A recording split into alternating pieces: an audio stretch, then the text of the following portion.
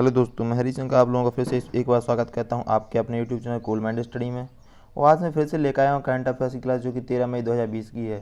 तो video start करने से पहले आपको रिक्वेस्ट करता हूं कि अभी तक वीडियो को लाइक, शेयर और चैनल को अभी तक सब्सक्राइब नहीं किया तो प्लीज़ चैनल को सब्सक्राइब जरूर कर लें और अपने दोस्तों के साथ शेयर जरूर करें, ठीक है। तो बढ़ते हैं आज के क्वेश्चन की तरफ। क्वेश्चन नंबर पहला आपकी स्क्रीन पर दिया हुआ है, प्राणवायु कार्यक्रम किस राज्य सरकार की पहल है? तो इसका राइट आंसर है ऑप्शन नंबर सी, कर्नाटक सरकार की है। किसकी है? कर्नाटक सरकार की है। तो इसकी कुछ इंपॉर्टेंट फैक्ट भी हम देख लेते हैं। इसकी इंपॉर्टेंट फैक्ट कुछ इस प्रकार है, कर्नाटक राज्य सरकार ने बेंगलुरु में प्राणवायु कार्यक्रम शुरू किया है। कहाँ किया है? बेंगलुरु में। बेंगलुरु के सिटी कॉरपोरेशन ने मीडिया में विज्ञापन के माध्यम से जागरूकता फैलाने हेतु प्राणवायु कार्यक्रम शुरू किया है। किसी के द्वारा किया है? मीडिया के द्वारा, जो किसी भी बीमारी को जल्द पता लगाने के लिए स्व परीक्षण करने में महत्व को बताते हैं क्योंकि वायरल संक्रमण के साथ ही होने पर स्थिति बिगड़ भी सकती है। जागरूकता कार्यक्रम का उद्देश्य अपने रक्त में कम ऑक्सीजन के स्तर वाले लोगों की मदद करना, ताकि वे अपनी बीमारियों से बचने के लिए स्वयं और जल्दी जांच कर सकें। क्लियर है ना? तो अब बढ़ते हैं नेक्स्ट क्वेश्चन की तरफ। क्वेश्चन नंबर सेकंड आपकी स्क्रीन पर दिया हुआ है, हाल ही में ज़रूरतमंद जनजातियों को राशन उपलब्ध कराने के लिए art of living foundation AOL ने किस संगठन के साथ समझौता ज्ञापन पर हस्ताक्षर किए हैं? तो इसका राइट आंसर है ऑप्शन नंबर सी, ट्राइफेड। किसके साथ किए हैं हस्ताक्षर? ट्राइफेड कंपनी के साथ किए हैं। क्लियर? इसके कुछ इंपॉर्टेंट फैक्ट भी हम देख लेते हैं। तो इंपॉर्टेंट फैक्ट कुछ इस प्रकार हैं, art of living foundation AOL, जिसका शॉर्ट फॉर्म है इंग्लिश में, ने जनजातीय मामलों के मंत्रालय के तहत tribal cooperative marketing development foundation of India, tried का फुल फॉर्म क्या है पूछा जाए आपसे तो tribal cooperative marketing development federation of India, ठीक है, के साथ एक समझौता ज्ञापन MOU पर हस्ताक्षर किए हैं। यह समझौता ज़रूरतमंद जनजातियों को मुफ्त राशन किट प्रदान करने और कोरोना वायरस महामारी के दौरान भारतीय कारीगरों की मदद करता है। समझौता का उद्देश्य जनजातीय उद्यमों को बढ़ावा देने के लिए प्रत्येक संगठन के कार्यक्रमों में भागीदारी बनाना है। क्लियर हुआ? तो बढ़ते हैं नेक्स्ट क्वेश्चन की तरफ। क्वेश्चन नंबर 3 आपकी स्क्रीन पर दिया हुआ है, किस देश ने परिवहन क्षेत्र निवेश में वंस इन आ जनरेशन की घोषणा की है? वंस इन आ जनरेशन की घोषणा की है तो है Britain, option number A. Clear? इसके कुछ इंपॉर्टेंट फैक्ट भी हम देख लेते हैं। इसके इंपॉर्टेंट फैक्ट कुछ इस प्रकार हैं, ब्रिटेन की सरकार ने परिवहन क्षेत्र के निवेश में वंस इन आ जनरेशन की घोषणा की है। किसने की? ब्रिटेन की सरकार ने। ब्रिटेन सरकार ने कोरोना महामारी बीच देश में साइकिलिंग और पैदल यात्रा को प्रोत्साहित करने के लिए एक बड़ा हिस्सा लगभग 2 मिलियन फाउंडेड के पैकेज की घोषणा की है। नया निवेश जनता के लिए यात्रा के लिए नए विकल्पों का उपयोग करने और सार्वजनिक परिवहनों में भीड़भाड़ से बचने के लिए समर्थन सुनिश्चित करने के उद्देश्य से किया गया है, क्योंकि आने वाले हफ्तों में यात्रा प्रतिबंध धीरे धीरे कम हो जाते हैं। क्लियर? तो आप चलते हैं नेक्स्ट क्वेश्चन की तरफ। क्वेश्चन नंबर 4 आपकी स्क्रीन पर दिया हुआ है, किस बैंक ने महामारी की चुनौतियों से निपटने के लिए सार्वजनिक स्वास्थ्य प्रणाली को मजबूत बनाने के लिए 8 मई 2020 को $500 मिलियन के कोविड-19 आपातकालीन प्रतिक्रिया और स्वास्थ्य प्रणाली तैयार की योजना पर हस्ताक्षर किए हैं? तो इसका राइट आंसर है ऑप्शन नंबर सी, AIIB। किसने की हस्ताक्षर? AIIB ने। अब इसके बारे में कुछ इंपॉर्टेंट फैक्ट भी हम देख लेते हैं। इसके इंपॉर्टेंट फैक्ट कुछ इस प्रकार हैं, एशियाई अवसंरचना निवेश बैंक AIIB और भारत सरकार ने महामारी की चुनौतियों से निपटने के लिए और सार्वजनिक स्वास्थ्य प्रणाली को मजबूत बनाने के लिए 8 मई 2020 को $500 मिलियन की कोविड-19 आपातकालीन प्रतिक्रिया और स्वास्थ्य प्रणाली तैयार परियोजना पर हस्ताक्षर किए हैं। $1.5 मिलियन की परियोजना के कोषाध्यक्ष AIIB और वर्ल्ड बैंक है, जिनमें से विश्व बैंक द्वारा $1.0 मिलियन भुगतान किया गया। यह परियोजना भारतीय चिकित्सा अनुसंधान परिषद ICMR द्वारा स्वास्थ्य और परिवार कल्याण मंत्रालय, राष्ट्रीय स्वास्थ्य मिशन NHM और राष्ट्रीय रोग नियंत्रण केंद्र NCDC के तहत लागू की जाएगी। क्लियर हुआ? तो बढ़ते नेक्स्ट क्वेश्चन की तरफ। क्वेश्चन नंबर 5 आपकी स्क्रीन पर दिया हुआ है, निम्न में से कौन सा देश मिशन सागर कार्यक्रम की सहायता के अंतर्गत आता है? ऑप्शन आपके सामने दिए हैं, तो इसका राइट आंसर है ऑप्शन नंबर डी, उपयुक्त सभी। कोमोरोस भी आता है, मालदीव भी आता है और मॉरिशस भी आता है। क्लियर? तो इसके कुछ इंपॉर्टेंट फैक्ट भी देख लेते हैं हम। इसके इंपॉर्टेंट फैक्ट कुछ इस प्रकार हैं। मिशन सागर के तहत भारतीय नौसेना जहाज केसरी को मेडागास्कर, मॉरिशस, मालदीव, कोमोरोस और सेशेल्स भेजा गया। जहाज में 2 चिकित्सक सहायता टीम, आवश्यक खाद्य पदार्थ और कोविड-19 से संबंधित आवश्यक दवाओं की खेप उपलब्ध है। मिशन को महामारी से निपटने में सहायता के लिए देशों द्वारा अनुरोध के जवाब में शुरू किया गया है। पहले से भेजी गई खेप में हाइड्रोक्सीक्लोरोक्वीन की गोलियां भी शामिल हैं। क्लियर है? तो आप लोग पता ही चल गया होगा। तो बढ़ते नेक्स्ट क्वेश्चन की तरफ।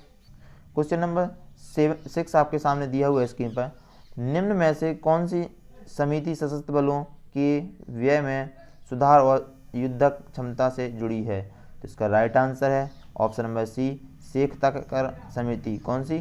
शेख तककर समिति। क्लियर? तो इस कुछ इंपॉर्टेंट फैक्ट देख लेते हैं हम। इसके इंपॉर्टेंट फैक्ट कुछ इस प्रकार हैं। शेख तककर समिति सशस्त्र बलों के व्यय में सुधार और युद्धक क्षमताओं से जुड़ी है। समिति की अध्यक्षता अध्यक्ष लेफ्टिनेंट जनरल DB शेख तकर और सेवानिवृत्त और 11 सदस्यों के द्वारा की जाती है। रक्षा मंत्री राजनाथ सिंह ने सैन्य इंजीनियरिंग सेवा AMIS में मूल और औद्योगिक कर्मचारियों की कुल 13,157 रिक्तियों में 9,304 पदों को समाप्त कर दिया है। नागरिक कार्यबल में पुनर्गठन के लिए दिए गए सुझावों में से एक ऐसे रूप में है जो विभागीय नियोजन कार्यक्रम को MES के काम को अन्य कार्यों के साथ आउटसोर्सिंग करने में सक्षम करेगा। क्लियर हुआ? तो बढ़ते नेक्स्ट क्वेश्चन की तरफ। क्वेश्चन नंबर 7 आपकी स्क्रीन पर दिया हुआ है, विश्व एथलेटिक्स दिवस किस तिथि को मनाया गया? तो इसका राइट आंसर है ऑप्शन नंबर बी, 7 मई को मनाया गया था। विश्व एथलेटिक्स दिवस कब मनाया गया था? 7 मई को मनाया। क्लियर हुआ? कुछ इंपॉर्टेंट फैक्ट देख लेते हैं इस क्वेश्चन के बारे में। क्वेश्चन नंबर 7 का इंपॉर्टेंट फैक्ट कुछ इस प्रकार है, international immature athletics foundation IAAI प्रति वर्ष 7 मई को विश्व एथलेटिक्स दिवस का आयोजन करता है। यह दिन पहली बार वर्ष 1996 में मनाया गया था। पहली बार विश्व एथलेटिक्स दिवस कब मनाया था? 1996 में मनाया गया था। क्लियर? जिससे IAAF के तत्कालीन राष्ट्रपति प्रीमो निवियोलो द्वारा शुरू किया। किसके द्वारा शुरू किया था? राष्ट्रपति थे तत्कालीन वहाँ के, और प्रीमो निवियोलो द्वारा शुरू किया गया था। इस दिन का उद्देश्य खेल के बारे में जागरूकता बढ़ाने और युवाओं को कैरियर के रूप में खेल को प्रोत्साहित करने के लिए एक मंच के रूप में किया जाता है। पहला विश्व एथलेटिक्स दिवस अटलांटा में ओलंपिक खेलों के शताब्दी संस्करण के विषय के आसपास केंद्रित था। IAAF जो घटनाओं का आयोजन करता है 17 जुलाई 1912 को, कब? 17 जुलाई 1912 को स्वीडन के स्टॉकहोम में स्थापित किया गया था, जो ट्रैक और फील्ड एथलेटिक्स के खेलों को नियंत्रण करने वाले वैश्विक निकाय के रूप में था और अब 160 से अधिक देशों का संघ है। क्लियर हुआ? तो बढ़ते हैं नेक्स्ट क्वेश्चन की तरफ, क्वेश्चन नंबर 8 की तरफ। क्वेश्चन नंबर 8 आपके सामने दिया हुआ है स्क्रीन पर, किसने वैश्विक ऊर्जा की समीक्षा 2020 नामक एक रिपोर्ट जारी की? क्वेश्चन फिर से रिपीट करते हैं, किसने वैश्विक ऊर्जा की समीक्षा 2020 की नामक रिपोर्ट जारी की? तो इसका राइट आंसर है ऑप्शन नंबर डी, अंतर्राष्ट्रीय ऊर्जा एजेंसी। क्लियर? ऊर्जा एजेंसी है ये, मंच मत समझ लेना इसको। क्लियर? इसके कुछ इंपॉर्टेंट फैक्ट हम देख लेते हैं। इसके इंपॉर्टेंट फैक्ट कुछ इस प्रकार हैं। यहाँ सॉरी अंतर्राष्ट्रीय मिस्टेक से नहीं लिखा हुआ। अंतर्राष्ट्रीय ऊर्जा एजेंसी ने वैश्विक ऊर्जा समीक्षा 2020 नामक एक रिपोर्ट जारी की है जो दुनिया भर में कार्बन डाइऑक्साइड उत्सर्जन और ऊर्जा की मांग को उजागर करती है। रिपोर्ट में अप्रैल 2020 तक वास्तविक समय विकास विश्लेषण और व्यवहार्य उपयोग एवं शेष वर्ष के लिए मार्गदर्शन शामिल है। वैश्विक ऊर्जा को समीक्षा 2020 देश और ईंधन द्वारा कार्बन डाइऑक्साइड और ऊर्जा उत्सर्जन डेटा और बिजली जैसे मामलों में वास्तविक समय में ट्रैक करता है। कुछ ट्रैकिंग हर हफ्ते भी की जा रही जाएगी। रिपोर्ट 2020 में ऊर्जा और कार्बन डाइऑक्साइड उत्सर्जन में उपयोग के लिए संभव तरीके प्रदान करती है, लेकिन कई कारकों को भी रेखांकित करती है जो बदलते परिणामों को जन्म दे सकती है। भारत और चीन सहित लगभग 30 देशों के डेटा एकत्र करने के बाद समीक्षा तैयार की गई है। क्लियर हुआ? तो बढ़ते हैं आज के नेक्स्ट क्वेश्चन की तरफ। क्वेश्चन नंबर 9 आपकी स्क्रीन पर दिया हुआ है। निम्न में से किसने ऊर्जा कुशल फोटो डिटेक्टरों का निर्माण किया है? इसका राइट आंसर आपको बताना है। फोटो डिटेक्टरों का निर्माण किया है, किसने किया है? तो option number D, Jawaharlal Nehru उन्नत वैज्ञानिक अनुसंधान केंद्र द्वारा। क्लियर हुआ? तो अब इसके कुछ इंपॉर्टेंट फैक्ट के बारे में देखते हैं। इसके इंपॉर्टेंट फैक्ट कुछ इस प्रकार हैं। विज्ञान और प्रौद्योगिकी विभाग के तहत एक स्वायत्त संस्थान Jawaharlal Nehru centre for advanced scientific research JNCASR के वैज्ञानिकों ने सुरक्षा अनुप्रयोगों के लिए सोना सिलिकॉन इंटरफेस का प्रयोग करते हुए एक किफ़ायती मंच ऊर्जा कुशल वेफर स्केल फोटो डिटेक्टर पतले टुकड़े पर आधारित है तैयार किया गया है। यह अवांछित गतिविधियों के संकेत के रूप में कमजोर बिखरे हुए प्रकाश का पता लगाने में मदद कर सकता है। फोटो डिटेक्टर किसी भी ऑटो इलेक्ट्रॉनिक सर्किट का केंद्र है जो प्रकाश का पता लगा सकता है। इन्हें बाहरी आकाशगंगा से विकिरण का पता लगाने के अलावा सुपरमार्केट में स्वचालित प्रकाश व्यवस्था को नियंत्रित करने से लेकर सुरक्षा से संबंधित अनुप्रयोगों में व्यापक तौर पर इस्तेमाल किया जाता है। हालांकि उच्च प्रदर्शन वाले डिटेक्टर बनाने के लिए सामग्री की लागत और जटिल निर्माण प्रक्रिया के कारण दैनिक अनुप्रयोगों के लिए ये काफ़ी महंगी हो जाते हैं। क्लियर हुआ? तो बढ़ते हैं आज के लास्ट क्वेश्चन की तरफ, क्वेश्चन नंबर 10 की तरफ। तो आपका आज का लास्ट क्वेश्चन है क्वेश्चन नंबर डी, निम्न में से किसके द्वारा चेचक पर स्मारक डाक टिकट जारी किया है? तो इसका राइट आंसर है ऑप्शन नंबर डी, विश्व स्वास्थ्य संगठन। क्लियर? किसके जरिए? विश्व स्वास्थ्य संगठन के द्वारा। किसके? विश्व स्वास्थ्य संगठन के द्वारा। क्लियर? तो इसके कुछ इंपॉर्टेंट फैक्ट भी देख लेते हैं हम।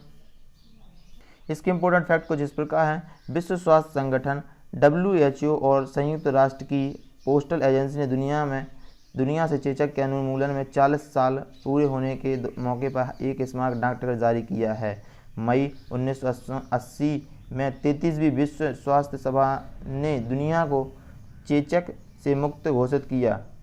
विश्व स्वास्थ्य संगठन के प्रयासों, जिसमें हजारों स्वास्थ्य कार्यक्रमों शामिल थे, ने आधा अरब लोगों को टीका लगाकर चेचक के अंत को सुनिश्चित किया। चेचक अभियान WHO द्वारा 1967 में एक डाक टिकटों के माध्यम से शुरू किया गया था और सर्जियो बाराडाट ने स्मारक टिकट डिज़ाइन किया है। किसने किया है? सर्जियो बाराडाट ने किया हुआ है टिकट डिज़ाइन। क्लियर? आज के लिए बस इतना ही। कल फिर मिलते हैं अगले वीडियो के साथ। और इस वीडियो की क्लास की आपको PDF आपको डिस्क्रिप्शन लिंक में दी हुई लिंक पर जाकर आप उसको डाउनलोड कर सकते हैं। ठीक है ना? तो आप लोग फिर से एक बार रिक्वेस्ट करता हूँ, अगर आज की क्लास आपको अच्छी लगी तो प्लीज़ वीडियो को लाइक करें, चैनल को अभी तक सब्सक्राइब ज़रूर करें और बेल आइकन को प्रेस करें, जिससे में जो आने वाले नोटिफिकेशन होते हैं वीडियो का सबसे पहले आप ही को मिलेगा। क्लियर? तो कल फिर मिलते हैं अगली क्लास के साथ। तब तक के लिए tata, bye bye, see you and take care.